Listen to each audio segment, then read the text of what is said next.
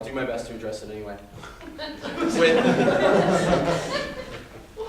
What we on site government understand is that the air capabilities of both of our militaries now are such that we transport our troops by helicopters. It's simply the way it is. What we need, what the military currently needs, American and Canadian forces, are assets that can support that infantry soldier that just got dropped out of a Huey or out of a Chinook. We need someone on the ground, someone in the area that can support them. You can't do it with a tank. But what we can do it with is helicopters, we can do it with fighters, and we can do it with the other assets. Not right now.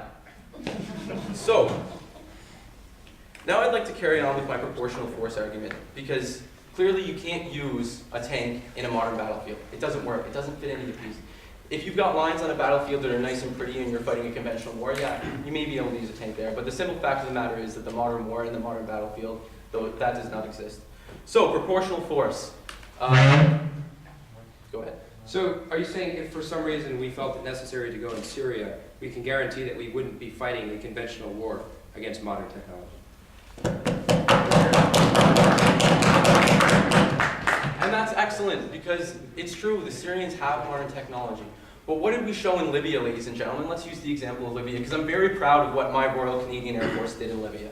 I'm very proud of the mission that we fulfilled. We managed to go in with a very limited fighter capability and destroy every mechanical vehicle, every piece of equipment, along with our American and British allies that the Libyans had on the ground. I think it's more than reasonable that we could do the same in a conflict like Syria. So, to continue on with proportional force, something that matters very much to the modern Canadian and American publics. Madam Speaker, we simply can't go around killing flies with shotguns. If side opposition proposes that we use tanks in the modern battlefield, that we use it in a city or an urban environment, you've got an insurgent sitting in the window of an apartment complex. You've got a tank in the area which you believe is your biggest asset and which you want to use to stop the threat to your troops. What do? You fire that 120 millimeter smooth bore cannon into the side of that apartment building to kill one man.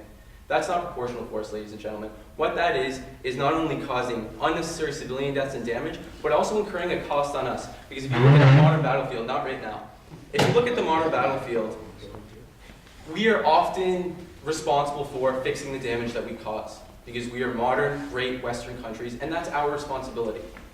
The tank simply doesn't fit into that role. We simply cannot use a tank in a modern battlefield and expect there to be no civilian costs or low civilian costs. What we can do is use the highly trained, highly skilled infantry soldiers that we have now, the ones that we're so proud of.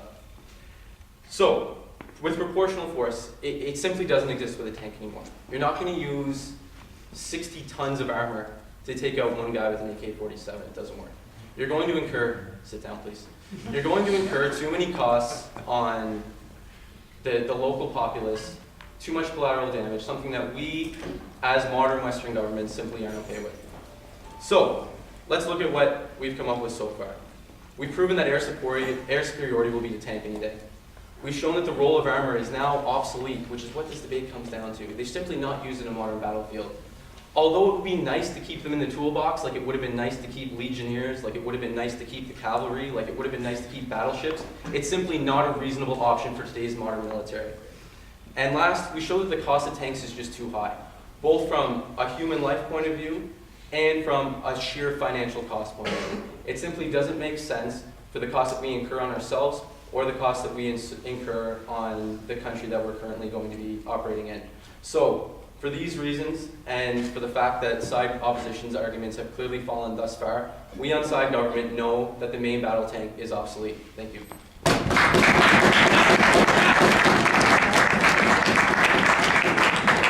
Thank the member of government for his eloquent remarks, and now call upon the honourable member of opposition, Mr. Kinbo, to deliver the final constructive speech of the round, not to exceed 8 minutes.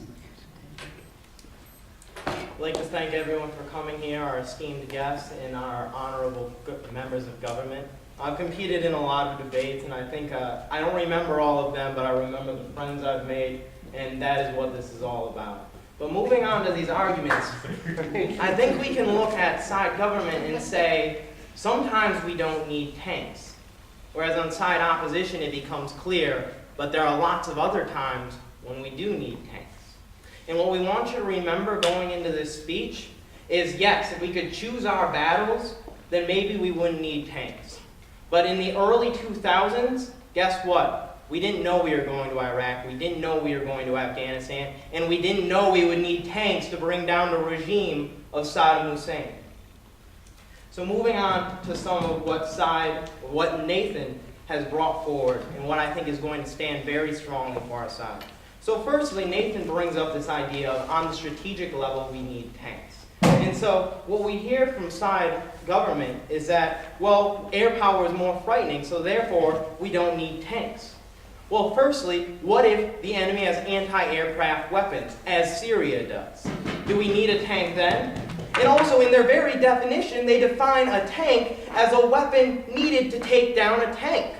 So if the enemy has tanks, such as Iran, North Korea, China, Syria, or despite what the government tells you in Libya, I guess we need a tank. By their own definition, ladies and gentlemen, we've won this debate. They completely ignored our analysis that a Predator missile costs significantly more than the marginal cost. Because, ladies and gentlemen, a Predator missile, which apparently we can use for the hundreds of thousands of tanks our enemies have, will cost upwards of millions of dollars. Whereas one round sent downfield by a tank costs under $1,000. So when we look at the price of a tank versus the price of a Predator missile, yes, there's this seeming unbalance. But when you talk about how much rounds can be fired downfield for the American soldier, then it's clear that the tank really gives us a cost-benefit analysis. So we clearly carry economics on our side of the house. But another thing they didn't address is the idea of deterrence. So when the United States has a lot of tanks, then Iran looks at the number of tanks we have and say, we don't have that many. Boy, we don't want to get into a conventional ground fight with the United States. And that protects citizens all across the world. And they never address that. I'll take you in a second. And additionally, you know what, I'll take you now. Would you not agree that Iran is far more intimidated by the 10,000 nuclear weapons that you have than the 30,000 tanks that you have? In theory, then, we wouldn't fight any wars because everyone would be afraid of our nuclear weapons. Saddam Hussein wasn't afraid of our nuclear weapons, and Osama bin Laden, when he attacked us, wasn't afraid of nuclear weapons. So, looking on to the role of the tank, because Nathan tells you about how operationally, the tank serves this vital force of mobility. And they tell you, well, they're only good for tank on tank. Oh, well, great. If the enemy has tanks, I bet we wish tanks too. I bet we wish we had tanks too. Better not throw that out of the toolbox. Additionally, they talk about urban environment and how tanks can't fire at buildings. Fine, neither can aircraft. Just one example of why you shouldn't fire on a building doesn't mean you should throw out all tanks. Additionally, Nathan tells you about how they make it more mobile, and they just poo-poo this idea that, like, in Iraq we moved 300 miles with the use of tank. And they tell you that, like, oh, well, you can move people by aircraft just as easily. Well, that's because insurgents don't have anti-aircraft weapons. And then something I want to discuss on is the idea of convoy movement, because we're always going to have to move people by convoys, and we're always going to have a way to protect those convoys. And for that, we need tanks moving alongside in case, I don't know, the enemy rolls up with tanks. Or to deter insurgents from fighting our force, from trying to hit our convoys with RPGs, because there's tanks with really large machine guns mounted to that. I'll take you at a later time. Additionally, Nathan talks to you about firepower on demand, and he addresses how you can't always have helicopters ready to be used. But you can have tanks ready to roll out and work with the mechanized infantry. So we don't think this gets any address other than, well, we can use aircraft for that, so I don't know if we need any more tanks. Because the fact of the matter is, we can get tanks on demand. We have to work through another organization, the Air Force, to always have air superiority. And as they bring up, sometimes we're going to be in positions where we can't bring aircraft, but boy, could we have a tank on the ground, yes. You talked about convoys, but then wasn't a convoy not just made up of main battle tanks, but also numerous other armored vehicles that we never talked about being obsolescent? Only main battle tanks. What I mean is when you're bringing a convoy up the road, those convoys can't carry the same weapons a tank has. Otherwise, they would be a tank. When you move those convoys up the road, you have to have tanks on on either side to protect those convoys from not only other tanks, but insurgents. So clearly, for that reason alone, we're always going to need tanks. So I want to move on to side government's points, which have begun to get a little muddled, especially as they tried to cross-apply. But looking firstly, we hear that, we hear the primary role is, and they tell you like, oh, by getting rid of tanks, we're saving whole regiments of tanks in the future, because someday they're going to be obsolete. But they're not obsolete now. And they give you all this fear as though, well guys, if we don't say the tank is obsolete, entire regiments of tanks are going to die. Well, under that same logic, if tanks are obsolete because we have aircraft, why aren't the infantry obsolete because we have aircraft? If aircraft can fight every battle the U.S. needs, then why have any people on the ground at all? It's because it's an absolute necessity. And then we also move down to we hit on air superiority a lot. And they talk about how you're naturally intimidated by air superiority, even though you're not intimidated by a tank for some reason. And, when air assault, I love the Black Hawk just as much as anyone else in this room, but I recognize we can have both. So all the benefits they get on their side of the house for having air superiority, we also get for having air superiority. It's not a choice, ladies and gentlemen. In the perfect army, we're going to have both the benefits of the tank, which we've shown you why there are many, and also the benefits of air superiority. So, ladies and gentlemen, don't let side government convince you this is a choice. So, ladies and gentlemen, what I want to add is you're always going to need diversity in your force. You're always going to need a lot of tools in your toolbox. And the more options you can bring to the table, the more complex your enemy's response to you have to be. Because I want the enemy to need both RPG-7s and anti-aircraft weapons, not just one or the other. And so, ladies and gentlemen, I want to leave you with this. While tools can evolve, just because something has a new model, just because there's fewer reasons to use it, and because you have more tools, isn't a reason to throw it out. And so, side opposition is very proud to oppose. Thank you.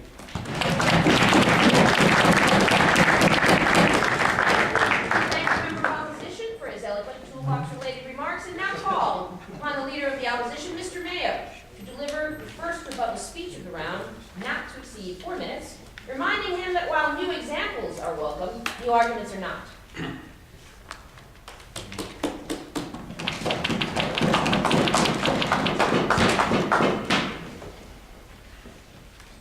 Ladies and gentlemen, this has certainly been a very fun topic, topic that's near and dear to my heart, you might say.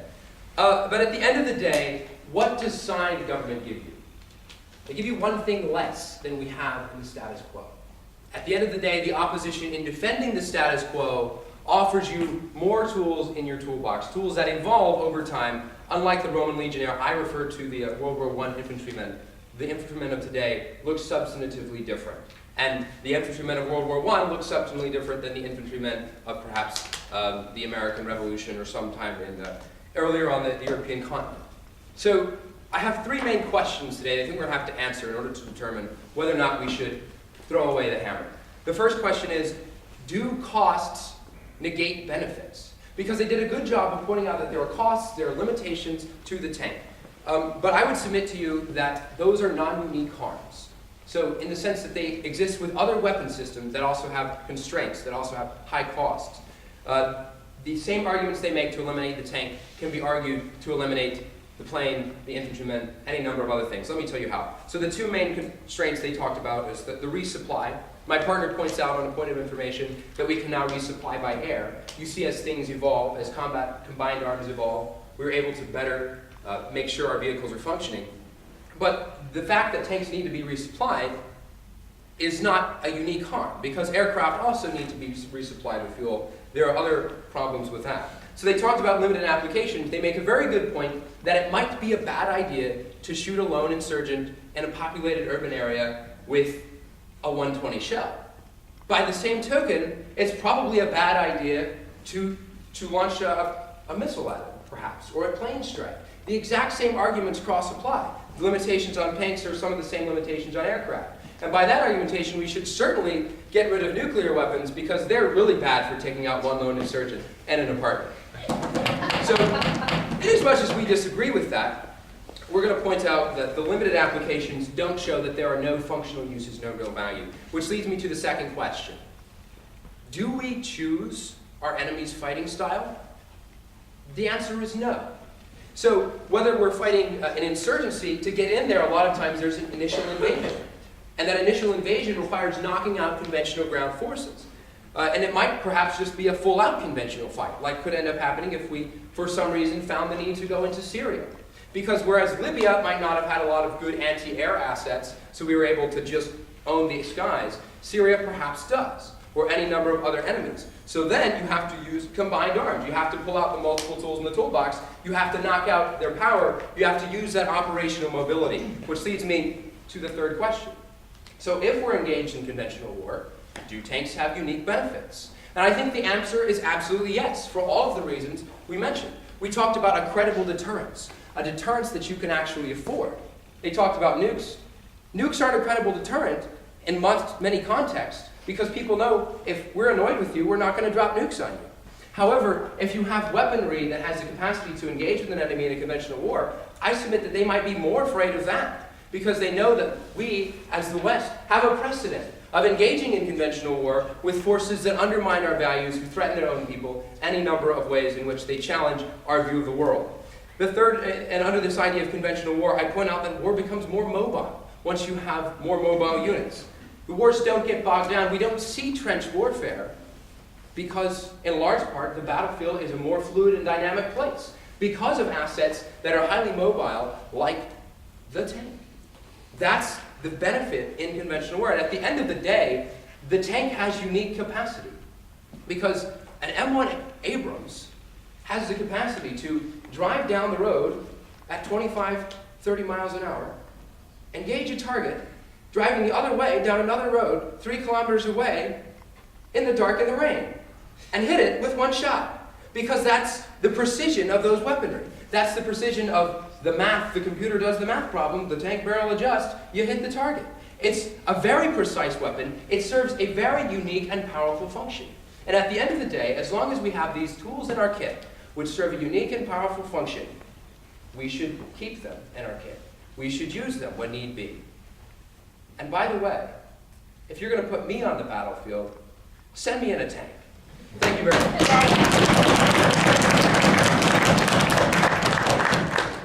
We thank the Leader of the Opposition for his eloquent remarks and now call upon the Prime Minister, Mr. Huster, to deliver the final rebuttal speech of the round, to have the last word not to exceed 5 minutes, reminding him that while new arguments are not welcome, new examples always are.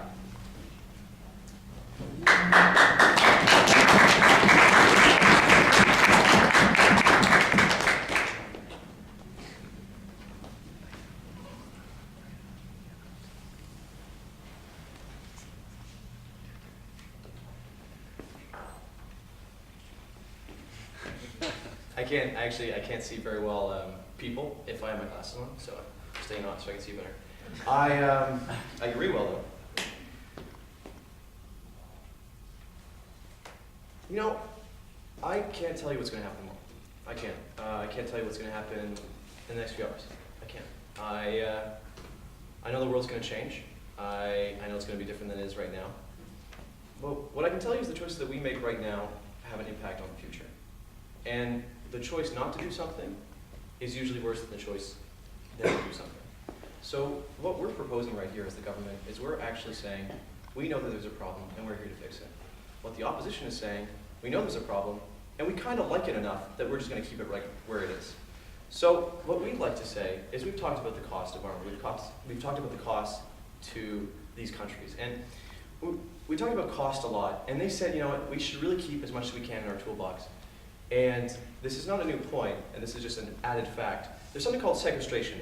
I'm not sure about if Canadians know about this, but it's something that's going to happen in May in the Department of Defense.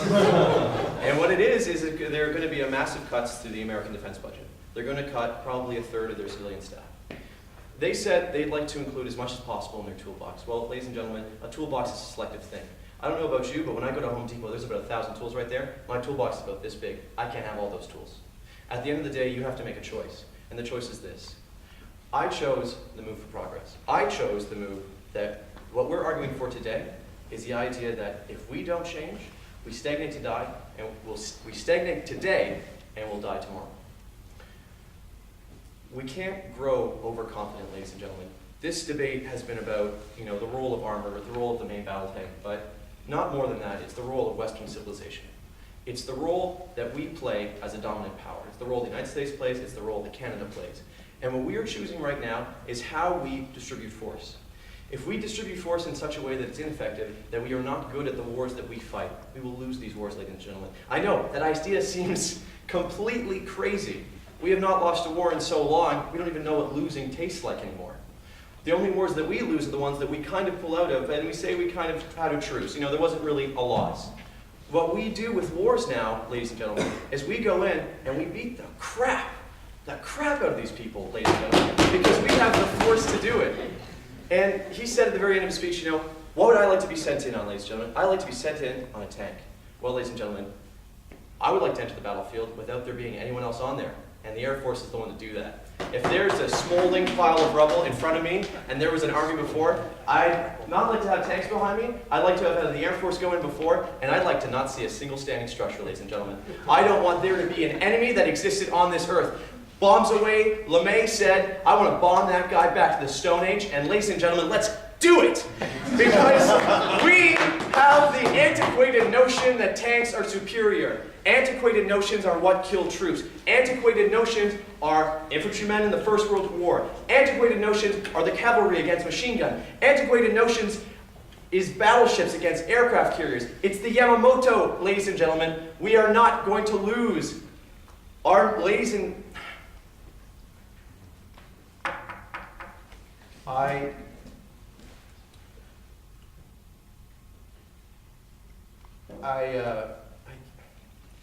The problem I have with the arguments of the opposition is the fundamental flaw, is that they don't take into account the men and women that are in those tanks. And my problem is this. We know there's a problem. We know that there's a solution. And we're looking at ways of fixing it. And their argument is, right now it works, and let's keep it. And my argument is this. I don't want to see caskets come back and know that we could have made a difference, but we just didn't act it because it was tough. Because it was some idea that we weren't used to. Thomas Paine once said, a long habit of not thinking a thing wrong gives it a superficial appearance of being right. And ladies and gentlemen, a tank is most certainly superficial. We have a problem today, and the side government is trying to solve it. We are saying, and we are admitting that there is a fault. We have made a mistake. We've invested too much in tanks. We would like to change the dynamic, ladies and gentlemen. We would like to change the focus. We've looked at this as an issue of a hammer and a nail, but I don't think war is that simple. I don't think it's a plus or a minus. I don't think it's some prosaic thing where someone with enough education can tell you how a war ends. I know, and I think many of us do, that war is something that we cannot predict. It is war. We go into a war with what we have. And sometimes there's problems. We talked about Iraq. We talked about, the first weeks of the war, and then we talked about the 10 years after. And Rumsfeld said, we go into a war with what we have. The Humvees, weren't armored enough. They knew this before. Humvees were never designed to do what they did. And we can make a change right now. We can say, we know that tanks aren't designed what they're used for. We know that we're wrong. And you know what? One of the hardest things to do is to say that you're wrong. It's difficult for me. It's obviously difficult for the side opposition. But what I'm saying right now is that we have made a mistake, and I would like to correct that. And that is this. Main battle tank is most surely obsolete. That's why this resolution must and will stand, and I hope that you too agree. Thank you very much.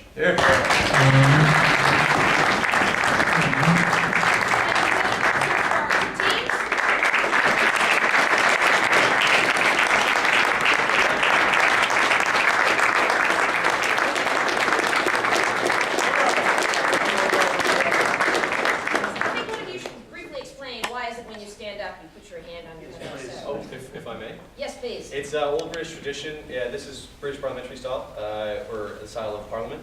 And in the old British parliament, they used to be dressed in robes, and they used to have The horsehair wigs? yeah, the wigs, the powdered ones, the long white ones. So when they stand up to scream at the other side, they don't want the wing to fall off because they look more ridiculous somehow. And so they would put their hand over the head. It's just a trait that we continue on to this day. Normally we do debate with wigs, it's just budget. Yes. I was going to say, resolve next time, please. If you would please allow us, indulge us, a few minutes for the judges to make our final decisions in place. Please discuss the law amongst yourselves and the continuing argument about tanks. I'm sure you're very, very proud about that. If you give us a few minutes, we will determine. Before you delve too deeply into your discussion about